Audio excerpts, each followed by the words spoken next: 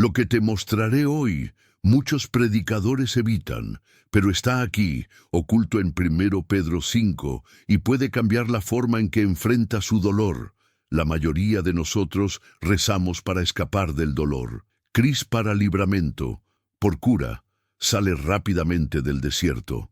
Pero, ¿qué pasa si lo que más evitamos, de hecho, donde Dios ha escondido el oro más puro en nuestra fe? Y si sufre el que nos aplasta, eso genera lágrimas y espinas. Es exactamente el entorno donde la madurez brota, donde muere el orgullo y donde se genera la gloria futura. Vivimos en una generación que va después de la comodidad, pero olvida que el Cristo que seguimos a través de la cruz antes de la resurrección no estaba en un palacio, sino en Getsémane, que sudaba gotas de sangre. Fue en el silencio del horno que Daniel vio al Hijo del Hombre, y es en este mismo lugar de quebrantamiento que muchos hoy se pierden, porque la Iglesia moderna ha desatado para valorar el proceso, el tiempo oportuno y la formación. Olvidamos que la gracia que también nos salva. Este texto es una invitación para mirar nuevamente a 1 Peter 5, no con prisa, sino reverencia. Hay una verdad allí que Charles Spurgeon ya estaba viendo, y que hoy casi nadie predica. El sufrimiento no es desperdicio, es una herramienta, y quien resiste el fuego verá el oro. ¿Estás listo para bucear? Es curioso cómo algunos versos pasan desapercibidos hasta que el dolor los enciende dentro. Al final de 1 Pedro 5 hay uno de ellos, un pequeño pasaje que muchos saltan, pero que tiene un tesoro enterrado, el entendimiento que el sufrimiento, lejos del castigo, es un terreno sagrado. Dios no desperdicia hornos. En la escasez, en el silencio del desierto, trabaja el alma como un alfarero da forma a la arcilla con firmeza y propósito. Es allí, en el calor de las pruebas, que la madurez comienza a germinar. El dolor no viene como castigo divino, sino como un bisturí de gracia. En tiempos de orgullo religioso y autosuficiencia disfrazada, pocos aceptan que Dios puede usar espinas para sacar raíces podridas. Pero Él usa, porque el objetivo no es lastimarnos, nos está curando. El sufrimiento cava lugares profundos del alma donde la superficie ya no alcanza, y cuando se vive en sumisión, este dolor se convierte en una semilla de una fe robusta y real, llena de raíces. Este proceso nunca será cómodo, pero siempre será necesario, porque lo que está en juego no es nuestra conveniencia, sino nuestro personaje. Dios no está interesado en formar celebridades espirituales, sino niños que llevan el peso de la cruz con obediencia. Su presencia no solo se revela en la fiesta, sino también en la lágrima. Cuando entendemos esto, comenzamos a discernir que, en lugar de huir del dolor, podemos preguntar: Señor, ¿qué estás plantando aquí? Peter no escribe esta carta como teólogo del gabinete. Él escribe como quien se cayó feo, lloró amargamente, fue restaurado por Cristo con palabras y miradas. Su dolor no era teórico, fue vivido, tragado, digerido. Y eso es exactamente por qué tus palabras tienen peso, porque vinieron del horno. El hombre que una vez se confió a sí mismo aprendió en humillación, dependiendo de la gracia. La aflicción se convierte en un maestro cuando aceptamos que no es un enemigo de la fe. Por el contrario, es por dolor que la fe sale de la profundidad de la superficie y gana profundidad. No se trata de buscar sufrimiento, sería una tontería, pero para darse cuenta de que cuando viene, Dios está formando raíces. Spurgeon dijo: nunca confíes en un hombre que no resultó herido. Y eso es todo. Las lágrimas que ofrecemos a Dios hoy son las mismas que usará para generar gloria mañana. El Evangelio no nos salva del dolor, sino que nos da dirección dentro de él. Mientras que el mundo corre para anestesiar el sufrimiento, aquellos en Cristo aprenden a ser cortados en él. No es un castigo, es cuidadoso. no es rechazo, se llama. En cada rotura hay una formación invisible. En cada espina se gestiona una madurez futura. Y todo esto proviene de un Dios que no pierde el sufrimiento. Peter elige bien las palabras. No es de extrañar que diga, el Dios de toda gracia, Él mismo mejorará, confirmará, fortalecerá y establecerá. 4 verbos, 4 pasos, un solo proceso dirigido por las manos del mismo Dios. Y ver, todo esto viene después de sufrir. Es decir, el juicio no es el final de la historia, es el comienzo del corte. Cada verbo es como un golpe de martillo en el yunque del alma. Refinar es cortar bordes. Confirmar es dar firmeza donde antes hubo oscilación. Fortalecer es endurecer los músculos espirituales con peso real. Establecer es enraizamiento, colocando columnas. Ninguno de estos pasos sucede en comodidad.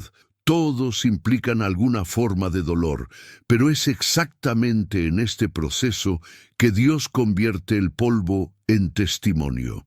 Si sientes que estás siendo molido, respira profundamente. Puede ser Dios mismo que diga algo eterno en ti. Este proceso no se negocia con formas religiosas. Requiere rendición, paciencia y confianza. Él toma el control de nuestras manos y nos enseña a esperar, algo raro en tiempos de ansiedad crónica. Pero aquellos que aceptan pasar por este horno saldrán con una fe que el mundo no puede destruir. Te humillan bajo la poderosa mano de Dios. Parece simple hasta que se enfrenta el orgullo. La verdadera humillación no se trata de apariencia o discurso manso. Se trata de entregar control, abdicar el propio trono del ego y aceptar que la voluntad de Dios tiene una regla absoluta. Esto no se aprende en una conferencia, sino en el piso. Ahí es cuando todo se derrumba, que descubrimos si nos entregan o simplemente decoramos versos. La exaltación que Peter menciona no tiene atención. No es etapa, es profundidad. Es una exaltación silenciosa, espiritual e invisible, que viene en el momento oportuno, el camino de Dios. Exalta a los que aprendieron a vivir de rodillas. Y esta exaltación, cuando se trata, no nos infla, nos hace aún más dependientes. Porque fue el quebrantamiento nos trajo aquí, y es el que nos mantiene sensibles a la voz del Padre. ¿Quieres un ejercicio práctico? Empiece a orar honestamente. Diga a Dios, no puedo hacerlo solo. Me rompe el orgullo. Luego tenga en cuenta cómo usará situaciones simples para enseñarle. Una corrección que te molesta, una puerta cerrada, un silencio que te irrita. Todo puede ser entrenamiento. Dios exalta a aquellos que no tienen problemas para esconderse, porque Él sabe que está bajo su poderosa mano. Al lanzarle toda tu ansiedad, parece un abrazo, pero es un orden. Peter no ofrece una sugerencia emocional, sino un mandamiento espiritual. La ansiedad en este contexto no es solo un síntoma moderno. Es un signo de orgullo sutil, de un alma que todavía quiere mantener el control. Es como si dijéramos, confío en Dios, pero solo en cuanto a Él, a mi manera. No se trata de culpar a aquellos que sufren de ansiedad, sino para llamar la atención sobre sus raíces. A menudo, esta inquietud nace de la autosuficiencia, el deseo de dominar todo, de vivir fuera de dependencia. Jugar ansiedad por Dios requiere fe, requiere rendición. Es reservar el trono de la lógica y la confianza en la soberanía de un Dios que ve lo que no vemos y actúa en el tiempo oportuno, incluso cuando parece tarde. ¿Quieres un desafío práctico? Antes de acostarse, escriba todo lo que te aflige en un papel y diga en voz alta, Señor, esto es tuyo ahora. Luego rasguear, literalmente. Esto ayuda a su alma a comprender que la confianza también es acción, no solo la intención. La ansiedad grita por control, pero la fe susurra. Él está en el trono y yo puedo descansar. Y solo aquellos que confían pueden estar en paz, incluso sin respuestas. Pedro no usa metáforas suaves cuando habla del diablo. Lo llama un león, no domesticado, sino rugiente, hambriento, al acecho. Esto revela algo incómodo. Está sucediendo una guerra invisible incluso si lo ignoramos. El enemigo es real, activo y estratégico. ¿Y tu arma favorita? La distracción. Él no tiene que destruirte de inmediato, solo deja con sueño espiritualmente. La vigilancia, por lo tanto, no es paranoia, es discernimiento. Es entendiendo que no estamos en un parque, sino en un campo de batalla. La sobriedad que Peter recomienda tiene más que ver con la claridad que con la rigidez. Está mirando la vida cotidiana con ojos alerta, dando cuenta de los pequeños ataques, una duda plantada, una herida muy curada, un orgullo alimentado. El oponente siempre intenta donde menos cuida. ¿Quieres un consejo práctico? Cree momentos diarios para calibrar su espíritu. Puede ser una oración corta por la mañana, una lectura bíblica antes de acostarse, o incluso ayunar una comida a la semana. No es ritual, es resistencia. Leo se enfrentará a la armadura, no a los efectos del efecto. Y quien viva que viva no es por miedo, es porque entendieron el valor de estar de pie cuando llega el rugido. Peter recuerda que los mismos sufrimientos que enfrentamos son experimentados por nuestros hermanos en todo el mundo. Es decir, no estás solo. El dolor que solo se parece al tuyo, de hecho, hace eco en otros corazones. Y eso lo cambia todo. Porque el sufrimiento, cuando se entiende, ya no es una celda y se convierte en un puente. Nos conecta, nos acerca, nos recuerda que somos un solo cuerpo. El cuerpo de Cristo. La cultura moderna es individualista, enseña que debemos lidiar con todos solos. Pero el Evangelio nos enseña lo contrario. En la comunión hay curación. Cuando abrimos nuestros corazones, damos espacio para que Grace vaya de hermano a hermano. No se trata de exponerse por vanidad, sino de presenciar la construcción. El dolor compartido se convierte en intercesión. Y donde hay unidad en el sufrimiento, se está generando gloria oculta. ¿Quieres un paso práctico? Elija a alguien de confianza y comparta sus peleas sinceramente. Marque un café, una llamada, algo simple. Ore con esa persona. Camina. Te darás cuenta de que el enemigo pierde fuerza cuando nos unimos, porque la comunión no es un evento, es la supervivencia espiritual.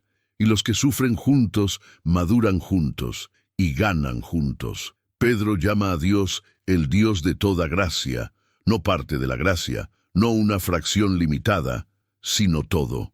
Esto rompe cualquier pequeña visión de un Dios que perdona el pecado, pero deja al pecador roto en el proceso. Grace no es una muleta, es un entorno completo, una casa donde estamos completamente restaurados. Y eso incluye no solo nuestra alma, sino también nuestra llamada, nuestra dignidad, nuestra historia. Peter es la prueba viviente de esto. No solo fue perdonado después de negar a Jesús, fue restaurado, llamado de nuevo, criado como líder. Esta es una gracia escandalosa. La religión lo habría dejado en el banco, pero Cristo lo volvió a poner en el juego. ¿Cuántos hoy viven en prisioneros en la vieja culpa porque creían en una gracia incompleta? Si el propio Pedro ha regresado, ¿por qué crees que tu caída es el final? ¿Quieres aplicar esto? Comience declarando en voz alta: la gracia de Dios es mayor que mi error. Luego lea Juan 21, la conversación de restauración entre Pedro y Jesús. Date cuenta de que Jesús no frota el error en su rostro. Él llama al principio. Haz lo mismo contigo. No aceptes una gracia que solo perdona. Reciba el que restaura, fortalece, envía, porque el Dios de toda gracia todavía escribe historias con personas que el mundo ya ha descartado. Peter termina con una frase que parece simple, pero lleva un mundo de fe. Para Él sea dominio para siempre. Amén. No es poesía final, es una convicción profunda. Después de hablar sobre dolor, vigilancia, rendición y gracia, declara que Dios reina y siempre reinará, incluso cuando todo parece fuera de control, incluso cuando caen las lágrimas. Esta fidelidad no nace en la adoración, nace en el desierto. La fe de la verdad no se mide por la intensidad de la alabanza, sino por la resistencia en silencio. Es cuando no hay respuestas, pero todavía hay confianza. Esto es cuando el Getsémane es más real que el montaje de la transfiguración. La regla de Dios no se ve interrumpida por nuestro dolor. Por el contrario, es uno de los que se revela como el Rey soberano, eterno, Padre presente. Y reconocer esto es una forma profunda de adoración. ¿Quieres un ejercicio de lealtad? Elija un momento de su día para declarar la soberanía de Dios, incluso si todo lo que lo rodea dice lo contrario. Puede estar en el tráfico, lavar los platos o antes de acostarse. Solo di, todavía estás en el trono. Porque estar en el centro de la voluntad de Dios no es vivir sin sufrir, es permanecer fiel incluso dentro de Él, y aquellos que resisten así no están perdidos, se paran. Y ahora, ¿qué vas a hacer con todo esto? ¿Continuará tratando el dolor como castigo? ¿O verá en él el proceso donde Dios planta la madurez? ¿Te resistirás al horno? ¿O dejarás que el alfarero te corte hasta que Cristo sea visto en ti? Porque al final no se trata de evitar el sufrimiento, se trata de ser transformado por él. Quizás sea exactamente en este punto, frente a espinas, lágrimas, desierto, silencio, y el cielo se ve en silencio. Pero, ¿y si Dios te está formando por algo eterno? ¿Qué pasa si este dolor produce raíces que lo apoyarán cuando lleguen los vientos más fuertes? ¿Puedes confiar en el cuidado del que ve más allá de la hora? Si este mensaje le habló, suscríbase al canal, habilite las notificaciones y compártelo con alguien que también está en el proceso. Debido a que hay una generación completa que necesita recordar, Dios todavía usa el sufrimiento para revelar su gloria. Y lo que hoy parece terminar, puede ser solo el comienzo de una gloriosa redención.